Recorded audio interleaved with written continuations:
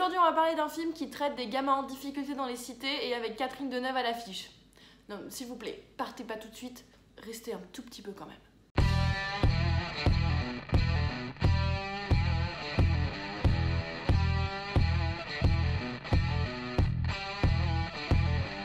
Vous l'aurez compris, aujourd'hui on va parler de Mauvaises Herbes, le deuxième film de Kairon, un cinéaste et humoriste français que vous avez pu découvrir notamment dans la série Bref en 2011 où il faisait de nombreuses apparitions. Il y a 3 ans maintenant, il avait sorti un premier film qui s'appelait Nous trois ou rien et qui retraçait l'histoire de sa propre famille qui avait fui l'Iran.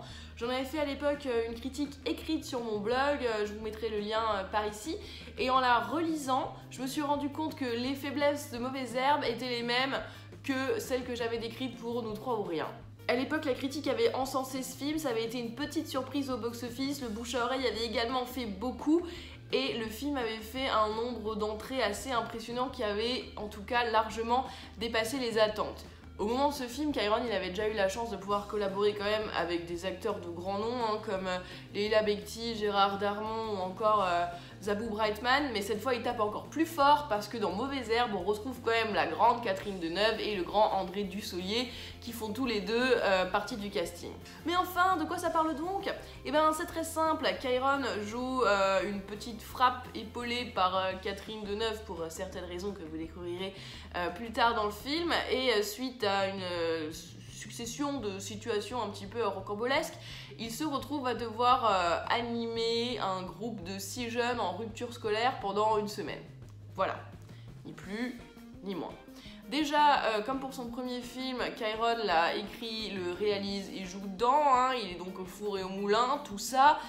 Et bon, comme pour Nous trois ou rien, peut-être que ça lui fait perdre un petit peu vue sur l'essentiel et peut-être qu'il s'éparpille un peu trop avec cette triple casquette, mais on reviendra là-dessus plus tard. Parlons d'abord un petit peu des forces du film, parce que quand même, il faut le reconnaître, Kairon a un bon sens de l'écriture de scénario, c'est-à-dire qu'il arrive à se balader avec une aisance folle entre le drame et la comédie et que ça marche toujours. Il commence certaines scènes dans la vanne pour les finir dans les larmes, ou l'inverse, on s'attend pas toujours à ce roller coaster, on voit pas bien toujours la carotte arriver, et ça c'est plutôt pas mal. C'est aussi un excellent dialoguiste, il arrive à créer des interactions entre les personnages qui sont crédibles et très naturelles, et très franchement on voit que Catherine Deneuve et André Dussolier s'amusent avec ce scénario, s'amusent avec les punchlines qu'on leur donne, s'amusent avec ces personnages qui ont été créés pour eux, et franchement ça fait plaisir et ça se voit. Deneuve et Dussolier jouent des personnages qui sont gentils sans jamais être trop naïfs, et on voit que Kairon a traité ces personnages avec beaucoup de bienveillance, il leur a quand même donné une certaine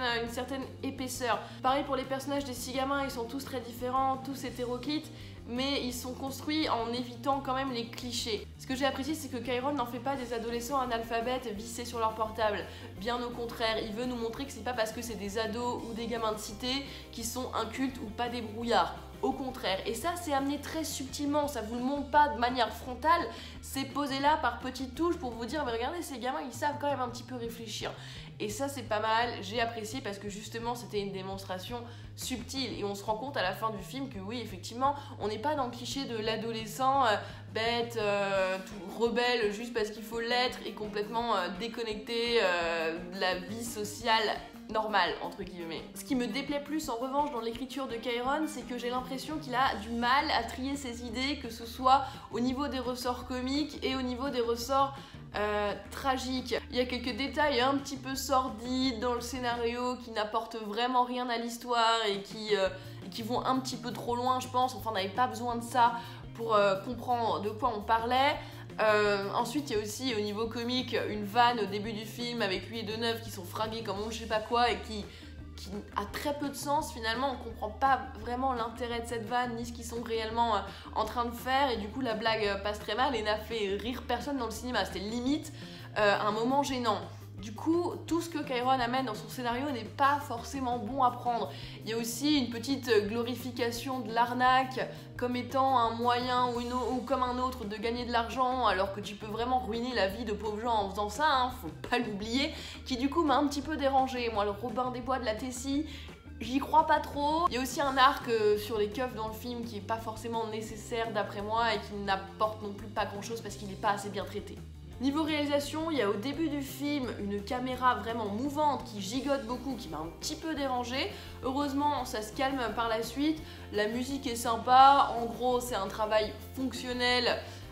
Parce que bien sûr, le mec il est au four et au moulin et on voit que lui, ce qu'il a envie d'apporter, c'est plutôt une histoire plutôt qu'un esthétisme surpoussé, hein, ça c'est certain. Dans ma critique de Nous trois rien, j'avais qualifié le film de gentil. Ben là, c'est exactement le cas également, parce que le film n'a aucune visée moralisatrice, ni franchement éducative non plus. On va quitter le film et les personnages qui sont très attachants, ça j'ai peut-être un petit peu oublié de le dire, hein, enfin ça va avec la qualité d'écriture de Kyron. Donc on va quitter ces personnages qui sont très attachants, sans que franchement on ait réglé beaucoup de situations. On les a plutôt posés, et puis on en reste un peu là. On dresse des portraits, on n'est pas là pour essayer de régler tous les problèmes du monde. C'est pas ça que le film est en train de faire. Mais si, il peut avoir le mérite de faire comprendre à certains que tout n'est pas blanc, que tout n'est pas noir, que la différence est tolérable, mais également que c'est pas parce qu'on vient d'une cité ou qu'on a un passé très très difficile qu'on est foutu et qu'on s'en sortira pas, le film a le mérite d'exister. Là, vous allez me dire, ouais, mais il y a déjà eu plein de films pour nous faire comprendre ça. Ben, ça, c'est très vrai. Mais ce qu'il faut encore une fois souligner, c'est que ce cinéma-là, le cinéma de Kyron, c'est plus qualitatif que 80% des films qu'on produit et réalise en France actuellement, et du coup il a réellement le mérite d'exister. Si ça vous branche, n'hésitez pas à y aller, foncez au cinéma parce que c'est quand même un cinéma qu'il faut soutenir, parce qu'il est là, parce qu'il y a une véritable écriture, il y a un véritable vecteur, il y a une véritable volonté. Voilà, c'est vraiment un auteur qui fait son film, et ça, ce sont des choses qu'il faut pousser, je pense, parce que Kyron est effectivement un cinéaste et un artiste complet avec ça, sans aucun doute. Vous pouvez y emmener votre préado, votre ado, votre mère, votre grand-mère, allez-y en famille, franchement, ça peut pas faire de mal. Dernière petite chose, dernière anecdote un petit peu marrante, je trouve, il y a une bombasse totale dans le film. Et je me suis dit, c'est pas possible, il avait une telle manière de la filmer, je me suis dit, ça doit être sa femme dans la vraie vie. Après quelques recherches, effectivement, c'est bien sa femme dans la vraie vie, et je sais pas, j'ai ressenti direct, il y avait une manière qu'avait la caméra de la regarder, j'ai senti le love tout de suite. C'est ainsi que se clôture cette petite critique sur ces petites paroles. C'est ainsi que se clôture cette critique aujourd'hui, donc voilà, Mauvaises Herbes. Pas le film de l'année, mais c'est peut-être un film français bien meilleur que les autres, donc je vous encourage toujours à y aller, ça y a aucun problème. Continuez de me suivre si vous avez aimé cette vidéo, n'hésitez pas à mettre un pouce bleu, c'est important, à vous abonner à cette chaîne, et vous pouvez également me suivre sur Facebook et sur Twitter. À très bientôt.